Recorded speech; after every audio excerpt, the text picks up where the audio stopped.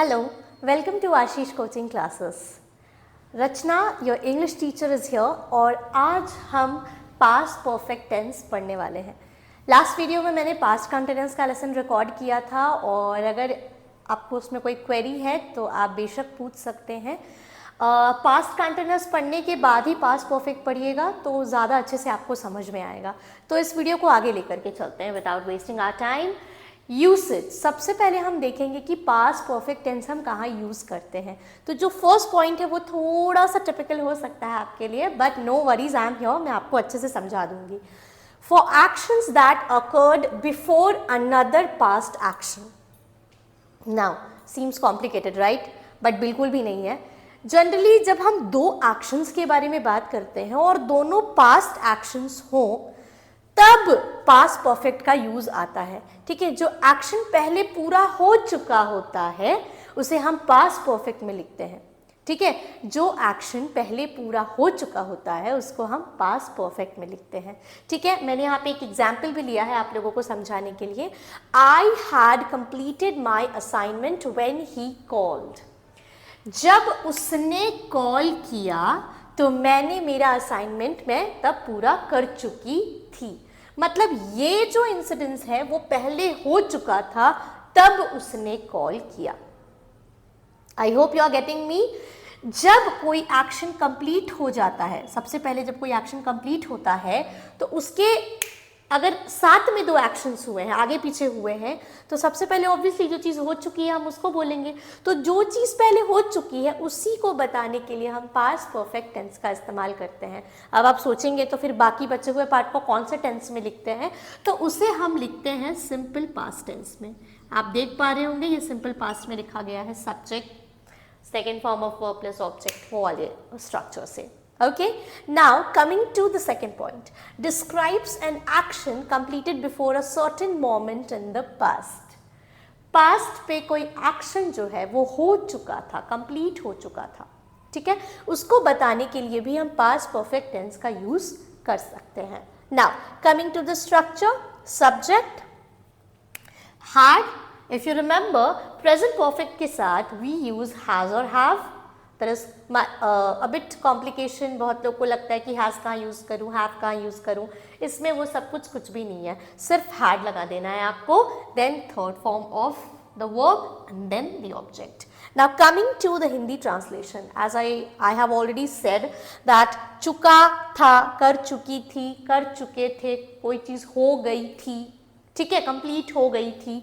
उसको इस हिंदी ट्रांसलेशन से हम पास्ट परफेक्ट टेंस को बता सकते हैं. कैसे ट्रांसलेट करेंगे? मैं किताब पढ़ चुका था. I had read the book. ठीक है, कुछ इस प्रकार से. आइए आगे हम इसके स्ट्रक्चर को थोड़ा डिटेल में देखते हैं, जहाँ हम नेगेटिव, इंट्रोगेटिव और अफर्मेटिव तीनों सेंटेंसेस को देखेंगे और समझेंगे.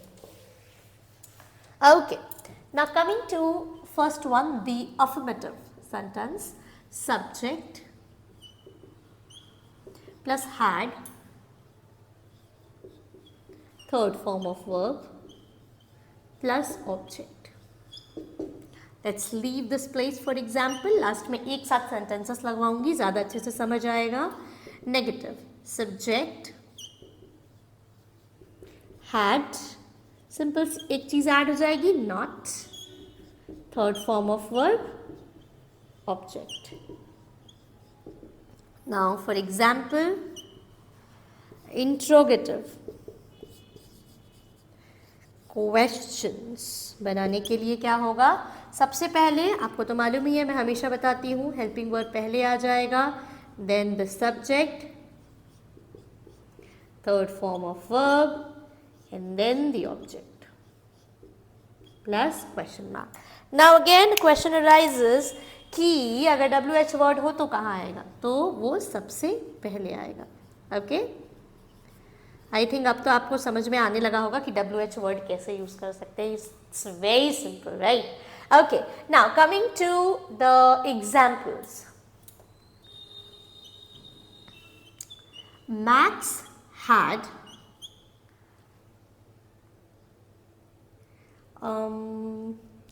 Max had studied chapter 8। Maths chapter 8 पढ़ चुका था। एज आई ऑलरेडी मैंशनड कि कोई भी एक्शन कंप्लीट हो गया है। Okay, now maths had not studied chapter 8. Chapter 8. Now coming to the question, had Max studied chapter 8? क्या मैथ्स चैप्टर 8 पढ़ चुका था? और अगर WH वर्ड लगाना है तो चलिए Y लगा करके बनाते हैं। Why had Max studied chapter 8? Okay, max क्यों चैप्टर 8 पढ़ चुका था या कर चुका था? Any action. तो ये तो हो गई वो वाली बात कि कोई भी एक्शन कंप्लीट हो गया है। अब जरा जो फर्स्ट यूज था उसको एक बार फिर से समझ लेते हैं एग्जाम्पल्स के साथ, ताकि उस पे भी आप एक्सेल कर जाएं। ओके, चलिए, मैंने बताया था कि जब दो पास्ट के एक्शंस के बारे में हम बात करते हैं तो हम पास्ट परफेक्ट टेंस का यूज करते हैं, जो चीज पहले हो गई है। Okay, The bus had left when Mahima arrived. मैं इस सेंटेंस में कह रही हूं कि जब महिमा आई बस छूट चुकी थी। पहले कौन सा एक्शन हुआ? ऑब्वियसली ये वाला, ये हमने बोला पास्ट परफेक्ट में, बस पहले छूटी, then Mahima arrived. Okay, so this one is in simple past tense. Okay, now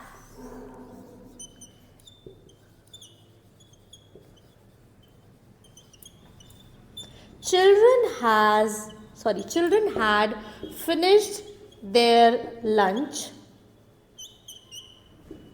when sweets were distributed.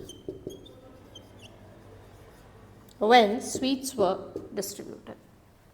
Okay, अब ये तो मैंने आपको दिया है वर्क, यहाँ भी दो एक्शंस हैं।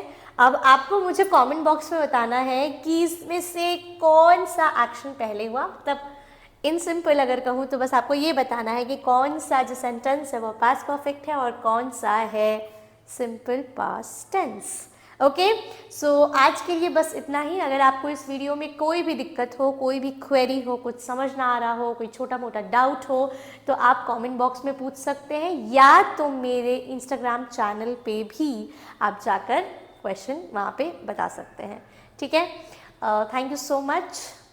Do watch this video completely and do like this video, subscribe to our channel. Thank you so much everyone. Good day.